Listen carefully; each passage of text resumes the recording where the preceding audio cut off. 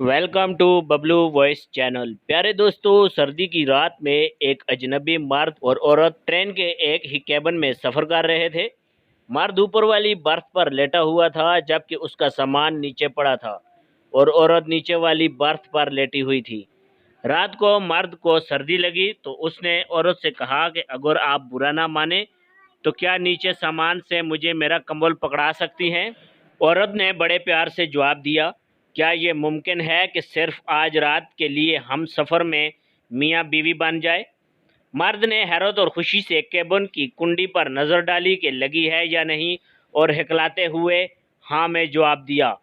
उसकी हाँ सुनकर औरत ने कहा, तुम्हारे हाथ टूटे हुए हैं, खुद नीचे आकर कंबल उठाओ।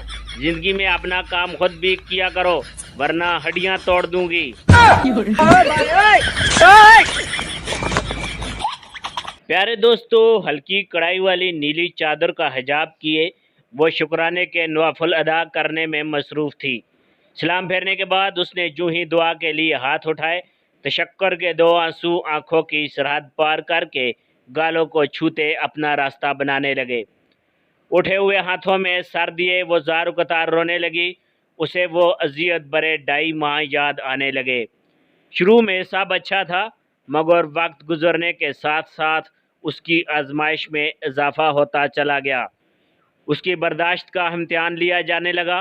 कभी जब वो उन सब से तंग आकर चिल्लाती तो सब उसे ही कसूरवार ठहराते कि ये तो दस्तूर दुनिया है, हर घर में ऐसा होता है। मगर अब उसे उसके सब्र का सिला मिल गया था। वो अपने रब के हजूर सरबसजूद उसकी उस अनायत का शुक्रिया अदा कर रही थी।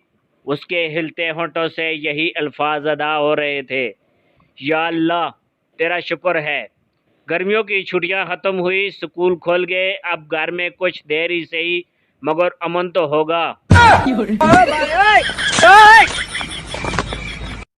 प्यारे दोस्तों, शोहर बीवी की कॉल बंद करते हुए, बेगम मैं इस वक्त सख्त मसरूफ़ हूँ, फ़ारग होकर ख़ुद कॉल करूँगा।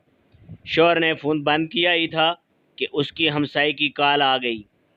आप मसरूफ़ तो नहीं है? आदमी, नहीं नहीं, आप हुक्म कीजिए। जी वो आपकी बेगम आपसे बात करना चाहती है। बेगम, शाम ज़रा जल्दी घर आ जाइएगा और आते हुए आयोडेक्स या वेंटोजीनो ज़रूर ले आइएगा। प्यारे दोस्तों, एक पठान दोस्त के यहाँ दावत पे गया हुआ था कि अचानक बारिश आ गई। उसके दोस्त ने इसरार किया कि आज रात मेरे घर पे रुक जाओ क्योंकि बारिश बहुत तेज़ हो रही है। पठान राज़ी हो गया। पठान का दोस्त उसे बिठाकर उसके लिए खाने पीने का बंदोबस्त करने गया। जब वापस आया तो पठान गायब था। थोड़ी देर के बाद पठान आ गया और मुकम्मल तौर पर भीगा हुआ था।